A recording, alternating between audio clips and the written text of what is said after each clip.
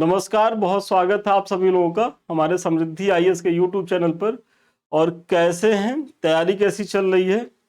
और अभी तैयारी तो हम नहीं कह सकते कि बहुत बढ़िया आप लोगों ने शुरू करी होगी इधर, क्योंकि पीटी के बाद दिवाली था, इधर छठ पूजा रही, तो आप लोग काफ़ी व्यस्त रहे होंगे। लेकिन अब त्यौहार खत्म हो गया है। इस बीच आयोग ने आंसर की भी जारी कर दी, आप लोगों ने मिला भी लिया होगा। समृद्धि संस्थान ने कटाफ भी जारी किया है, तो आप लोगों ने उसको भी देखा होगा। तो अब जो है मुख्य परीक्षा में लग जाइए। अगर उस कटाफ से थोड़ा बहुत आप नीचे भी हैं तब भी एक उम्मीद बना के लगिए कि अगर सीटें बढ़ गई तो आपको मुख्य परीक्षा देने को मिलेगा। और अगर बाय द वे आप रह भी जाते हैं तो अगली बार आपको देना ही देना है मुख्य परीक्षा। भाई पीटी आप दे ही रहे हैं, जब इस चक्र में आ गए हैं सिविल सर्विसेज के, तो मुख्य परीक्षा से भागिए मत। असली लड़ाई मेंस में है। मैं हमेशा कहता हूं कि मेंस ही मेंस है, मेन है, बाकी तो सब भीड़ छाटने का जरिया है। असली लड़ाई मुख्य परीक्षा ही है। तो आप लोग यहाँ बहुत शिद्दत से तैयारी करिए। जो बच्चे इस बार मेंस लिखेंगे उनके लिए तो अब समय ही कितना है, वो अपनी पूरी ऊर्जा लगाए। और जो बच्चे खुदा न खास्ता एक दो नंबर से रह जा रहे हैं, तो ऐसा है नहीं कि उनकी काबिलियत में कमी थी। भाई जो 85, 86, 84 तक बना रहा है, तो ऐसा नहीं कि वो 90 नहीं कर सकता था, आराम से 87, 88 कर सकता था। दिन होता है या सभी लोग कुछ तुक्का लगाते हैं, किसी का 2-4 तुक्का ज्यादा सही हो गया, किसी का कम हुआ। तो जो भी 80 से ऊपर है वो कस करके मुख्य परीक्षा में पढ़े, क्योंकि अगर आपको इस बार नहीं भी मिलेगा तो अगली बार आप देंगे। तो ऐसे में संस्थान भी आपके मुख्य परीक्षा की तैयारी के लिए प्रतिबद्ध है, आप लोग जान ही रहे होंगे। तो हम सप्ताह में मंडे टू फ्राइडे 2 प्रश्न तो कमिट कर रहे हैं कि आपको यूट्यूब के माध्यम से कराएंगे ही कराएंगे। और इसी के तहत आज का जो हमारा प्रश्न है ये पेपर 3 से है, इकोनॉमी का है। केंद्रीय बजट 2024-25 का एक उद्देश्य समावेशी विकास और सामाजिक न्याय को बढ़ावा देना है। इस उद्देश्य को प्राप्त करने के लिए बजट 2024-25 में प्रस्तावित किए गए उपायों की चर्चा करना। तो 12 अंक का प्रश्न है और बजट पे आपके परीक्षा में प्रश्न आता है। तो ऐसे में आप लोग जो है इसे जरूर देखें, महत्वपूर्ण प्रश्न है। और आप लोग 15 से 20 मिनट बने रहिए, आपको यहाँ एक प्रश्न का मॉडल आंसर तो मिलेगा ही मिलेगा। साथ ही साथ यहाँ आप ये सीखेंगे कि भूमिका कैसे लिखनी है, बीच का पार्ट कैसे लिखना है, निष्कर्ष कैसे लिखना है, ये सारी चीजों की हम यहाँ चर्चा करने वाले हैं। देखिए, आगे बढ़ने से पहले संस्थान जो है वो 2 बैच संचालित कर रहा है। एक तो हमारा, और सबसे पहली सूचना तो आप लोग यही जान लीजिए कि संस्थान जो है अब इंग्लिश मीडियम में भी आ गया है। आप लोगों के लिए ये एक अच्छा अवसर है, क्योंकि हमारे बहुत से जो इंग्लिश मीडियम के विद्यार्थी थे वो डिमांड कर रहे थे। तो ऐसे में अब आपको बैचेज इंग्लिश मीडियम में भी मिलेंगे और हिंदी मीडियम में तो हमारा पहले से चल ही रहा है। दोनों बैचों में 2 बैच चल रहे हैं, मतलब इंग्लिश मीडियम वाले में, हिंदी मीडियम वाले में भी। शून्य से शिखर बैच अब की बार मेंस पर, यहाँ 0 टू एडवांस चल रहा है और मिशन टू मेंस 2025 चल रहा है। तो एक बैच उन बच्चों के लिए है कि जो टारगेटेड है इस बार, जिनको मुख्य परीक्षा देनी है, चाहे इंग्लिश मीडियम हो चाहे हिंदी मीडियम हो। और दूसरा बैच उन बच्चों के लिए जो 2026-27 के लिए प्रतिबद्ध हैं। तो आप लोग जो है इनसे जुड़िए, इसका लाभ उठाइए। और यहाँ होगा क्या कि डेली हम आपको प्रश्न देंगे, आप उसको लिख करके दिखाएंगे, कुछ इस तरीके से आप भेजेंगे। मूल्यांकन होगा, जो संस्थान के मेंटोर हैं वो चेक करेंगे, प्रॉपर वे में आपकी कॉपी पे पूरा फीडबैक देंगे। अगर आपका आधा नंबर, 1 नंबर भी काट रहे हैं तो क्यों काट रहे हैं और कैसे आप और ज्यादा इंप्रूव कर सकते हैं, सारी चीजें कमेंट के माध्यम से बताई जाएंगी। और देखिए, ये सब आप लोग की ही कॉपियां हैं, तो देखिए पूरा कमेंट किया गया है, जो भी कमी है। अगर ये 8 में 3 नंबर पाए हैं तो कैसे ये 5, 5.5, 6 नंबर तक ले जा सकते हैं, तो वो इसमें पूरा कमेंट किया गया है। और फिर जब आप लोगों की कॉपी का मूल्यांकन हो जाएगा तो कमेंट करके ही हम नहीं छोड़ेंगे। ऐसा नहीं कि आप पे कमेंट कर दिए और हमारा काम खत्म हो गया। मतलब हम फिर आपको जो है मॉडल आंसर देंगे, और ये मॉडल आंसर प्रत्येक पेपर के प्रत्येक टॉपिक से होगा। और हमारा ये टारगेट है कि दोनों मीडियम में, इंग्लिश या हिंदी दोनों मिला करके, मतलब हम जो है 750 प्लस प्रश्न देंगे। मतलब इंग्लिश मीडियम वाले भी बच्चे जो हमारे मुख्य परीक्षा बैच से ज्वाइन करेंगे उन्हें 750 प्लस प्रश्न कराए जाएंगे प्रैक्टिस के माध्यम से, और हिंदी मीडियम वाले भी बच्चों से। तो ऐसे में अगर आप इतना प्रश्न करके मुख्य परीक्षा में जाएंगे और प्रत्येक टॉपिक को कवर करते हुए, तो सोचिए कि आप मुख्य परीक्षा में कितनी अच्छी स्थिति में रहने वाले हैं। ये दोनों बैच बेहद उपयोगी हैं, आप लोग इसको ज्वाइन करें। अब आइए अपने प्रश्न को देखते हैं। तो प्रश्न एक बार पुनः हम पढ़ रहे हैं कि केंद्रीय बजट 2024-25 का एक उद्देश्य समावेशी विकास और सामाजिक न्याय को बढ़ावा देना है। इस उद्देश्य को प्राप्त करने के लिए बजट 2024-25 में प्रस्तावित किए गए उपायों पर चर्चा करनी है। तो देखिए इसमें की पॉइंट क्या है, समावेशी विकास और सामाजिक न्याय के बारे में ये प्रश्न है। तो थोड़ा सा आप जो है केंद्रीय बजट को बताते हुए मूल प्रश्न पे उतरिए। तो भूमिका में आप दीजिए कि केंद्रीय बजट 2024-25 जो है नागरिकों, विशेषकर गरीबों, वंचितों एवं समाज के तृणमूल स्तर तक के लोगों को सशक्त बनाने के लिए प्रतिबद्ध है। मतलब जो, और बजट का काम ही यही है कि भाई जो हम बजट बनाते हैं तो उसमें जो सबसे ज्यादा हम आवंटन करते हैं तो वो उन क्षेत्रों के लिए आवंटित करते हैं कि जहां विकास की गति धीमी है, या उन लोगों के प्रति हम ज्यादा धन खर्चा करते हैं कि जो समाज की मुख्य धारा में अभी तक आए नहीं है। तो वही इसमें आप बता रहे हैं। और ये प्रत्येक बजट में जैसे जैसे हमारी चीजें बढ़ रही हैं तो हमारा तो ये उद्देश्य है भाई कि हम समावेशी विकास करें। तो समावेशी विकास में क्या है कि सबका साथ सबका विकास, जो मोदी जी का नारा है, तो उसमें सबका विकास होना चाहिए। ऐसा नहीं है कि विकास मुट्ठी भर लोगों का हो और बाकी लोग उससे वंचित रह जाएं। तो सबका विकास कैसे होगा, तो ये सब जो बजट में जो नीतियां बनाई जाती है, जो वित्त का आवंटन होता है, वो उसका उद्देश्य यही होता है कि समाज के तृणमूल स्तर तक जो है विकास की जो गतिविधियां हैं उसको अंजाम दिया जाए। यह रोजगार सृजन, कौशल विकास पहलों को बढ़ावा देने, लघु एवं छोटे उद्योग जो होते हैं को समर्थन, मध्यम वर्ग के उत्थान के लिए कई उल्लेखनीय कार्य कर रही है जो निम्न है। देखिए अब आपको जो है 20 से 25 शब्दों में आपने एक छोटी सी भूमिका लिखी जिसमें बजट के बारे में बताया, फिर बजट का उद्देश्य क्या है उसके बारे में हल्का सा बताया, और फिर कैसे ये समावेशी विकास और सामाजिक न्याय के लिए प्रयास कर रही है।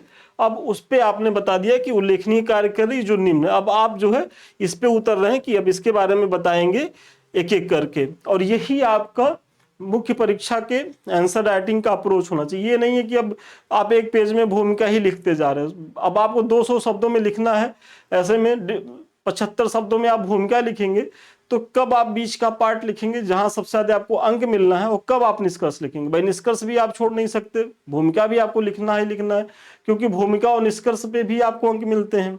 तो ऐसे में यही होता है बैलेंस अप्रोच की। छोटी सी भूमिका दीजिए। अगर 8 अंक का प्रश्न है तो 15 से 20 शब्दों में, अगर 12 अंक का प्रश्न है जो 200 शब्दों में लिखना होता है तो वहां थोड़ा सा 20 से 25 शब्दों 30 शब्दों में लिख दीजिए, लेकिन किसी भी कीमत पे 35 शब्दों से ज्यादा लंबी भूमिका ना हो आपकी।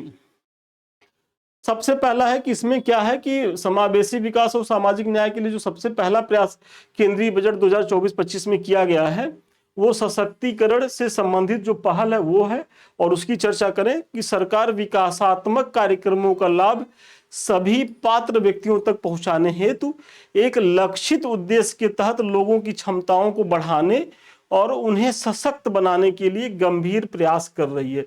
तो अब यहां तक बच्चे करते क्या है कि यहां तक तो लिख देंगे कि मतलब सशक्तिकरण का प्रयास हो रहा है महिलाओं के लिए, आदिवासी समाज के लिए, जो वंचित है उनके लिए, लेकिन कोई योजना नहीं बताएंगे। तो जब तक आप कोई दावा नहीं, यदि आप दावा, ये तो आपका दावा है ना कि सरकार इस तरीके का प्रयास कर रही है, लेकिन दावे का प्रमाण क्या है, और जब तक आप प्रमाण नहीं देंगे तब तक विश्वास मानिए आप अंक नहीं पाएंगे।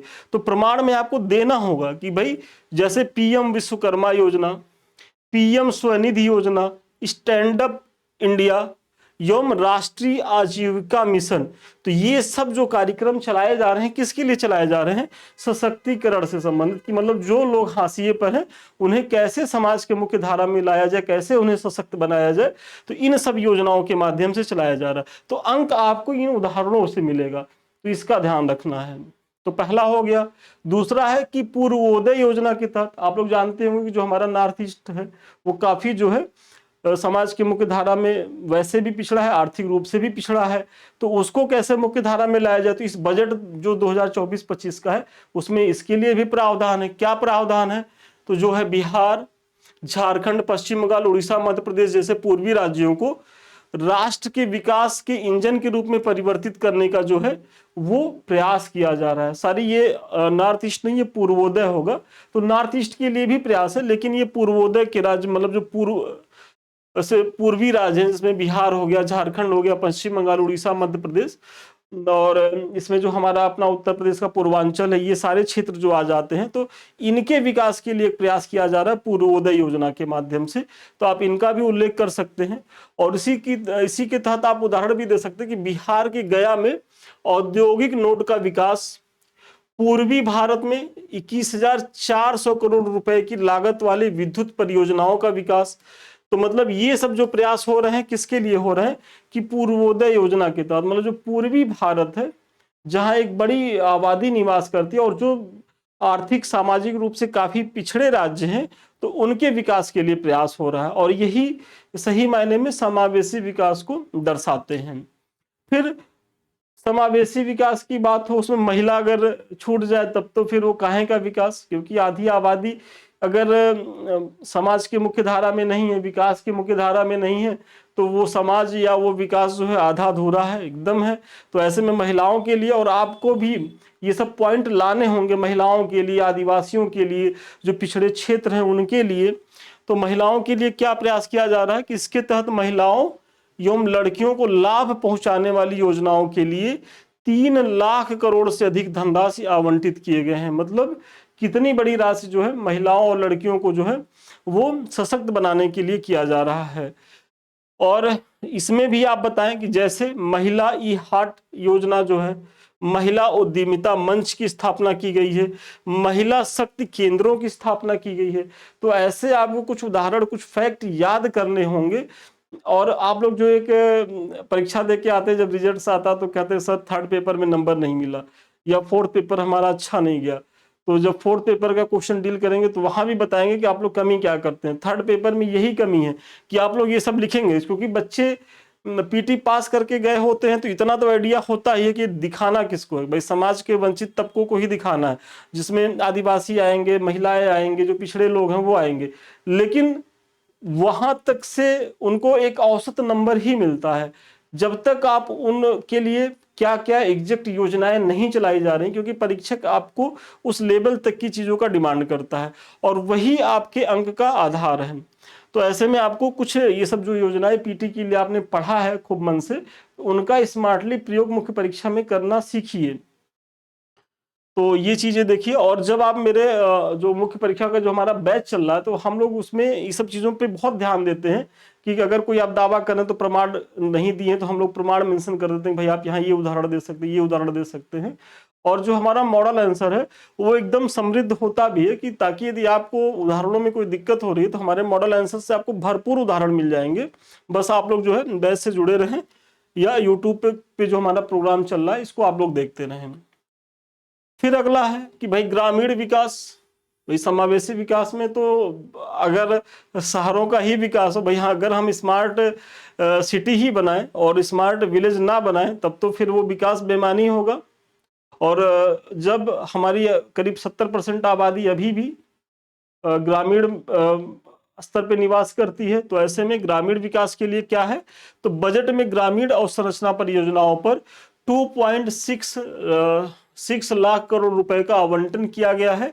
इसका उद्देश्य बेहतर कनेक्टिविटी, मतलब वही जो सड़कें हैं, हेल्थ, एजुकेशन और आर्थिक अवसरों के माध्यम से ग्रामीण क्षेत्रों में जीवन की गुणवत्ता का सुधार करना। कि भाई अगर ग्रामीण जो क्षेत्र है वहां की जो मूलभूत आवश्यकताएं क्या है, कि सबसे पहले तो संचार के साधन हो जाएं, सड़कें अच्छी हो जाएं, विद्युत की व्यवस्था हो जाए, हेल्थ अच्छा हो जाए, एजुकेशन अच्छा हो जाए, तो फिर लोग जो ग्रामीण से जो शहरों की तरफ पलायन करे तो शायद पलायन भी रुक जाए।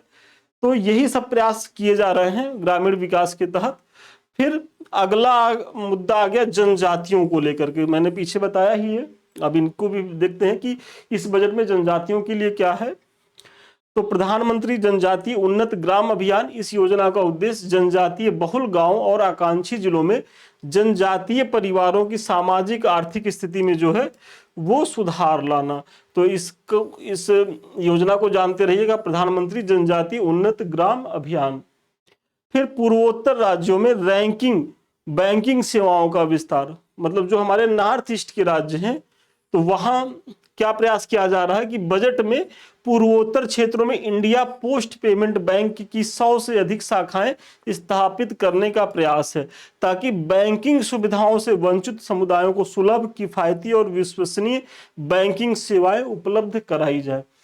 तो जो नॉर्थ ईस्ट है, जो हमारे लिए बहुत अहम है सामरिक दृष्टिकोण से ही, और चूंकि हमारा भूभाग है और ऐसे में चूंकि काफी उपेक्षित रहा है सदियों से, उग्रवाद की वहाँ घटनाएं बहुत आम रही हैं, तो ऐसे में उसे जो है उसे उबारना और आर्थिक सशक्तिकरण उसका बहुत जरूरी है। तो एक सार्थक प्रयास बजट में किया गया है 2025 के बजट में कि जो वहाँ है, तो जो इंडिया पोस्ट पेमेंट जो हमारा बैंक है, इसके माध्यम से 100 से अधिक शाखाएं वहाँ स्थापित की जाएंगी और ये वित्तीय समावेशन को बढ़ाएगा, क्योंकि अगर हर व्यक्ति के पास अपना एक अकाउंट होगा, अपना एक खाता होगा, तो जो सरकारी लाभ है डीबीटी के माध्यम से डायरेक्ट उसके खाते में जाएगा, तो जो एक लीकेज है वो रुकेगा और भी तमाम फायदे होंगे कि भाई जब वो बैंक से जुड़ेगा तो फिर बैंक से वो सहज ऋण ले सकेगा और फिर वो थोड़ा सा बचत मोड में भी जाएगा, क्योंकि बैंक में जब एक बार आदमी पैसा डाल देता है तो थोड़ा सा वो फिर बचत में भी जाता है। तो ये सारे लाभ जो है उसको मिलेंगे और ऐसा प्रयास इस बजट में किया गया है। फिर अब इतने सारे पॉइंट्स के माध्यम से आपने बताया कि भाई बजट में महिलाओं के लिए क्या है, आदिवासियों के लिए क्या है, पूर्वोत्तर क्षेत्र के लिए क्या है, ग्रामीण विकास के लिए क्या है, तो सारी चीजों को बताते हुए अब एक छोटा सा निष्कर्ष दीजिए। किस प्रकार उपयुक्त विवरण से स्पष्ट है कि केंद्रीय बजट 2024-25 में समावेशी विकास और सामाजिक न्याय के प्रति एक व्यापक दृष्टिकोण जो है वो दिखाई पड़ रहा है। मतलब जो बजट में जो विभिन्न योजनाओं के माध्यम से ये तो तय है कि चाहे वो सामाजिक न्याय हो या समावेशी विकास हो, दोनों में काफी अच्छा प्रयास बजट में दिखाया गया है। लेकिन ये प्रयास तभी सफल होगा कि जब इसका क्रियान्वयन ठीक से हो, क्योंकि योजना कुछ भी हो, धन का आवंटन कर दिया जाए, लेकिन धन का जो आवंटन किया गया है वो सही उसका उपयोग ही ना हो पाए।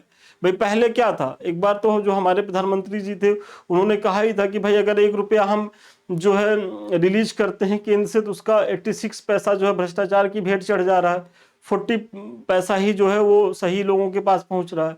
तो ऐसे में लक्ष्य यही है कि अगर हम 1 रुपया भी इन क्षेत्रों में विकास के लिए भेज रहे हैं तो उसमें से 1 रुपया पूरा का पूरा इन क्षेत्रों में लगना चाहिए। ऐसा ना हो कि 1 रुपया भेजें और वही है कि 30-35 रुपया इधर उधर चला जाए, 60-65 रुपया लगे, तो ये लीकेज ना हो। तो वही आप यहाँ निष्कर्ष में बता रहे हैं कि हालांकि इन पहलों की समग्र सफलता इसके प्रभावी क्रियान्वयन पर निर्भर करेगा।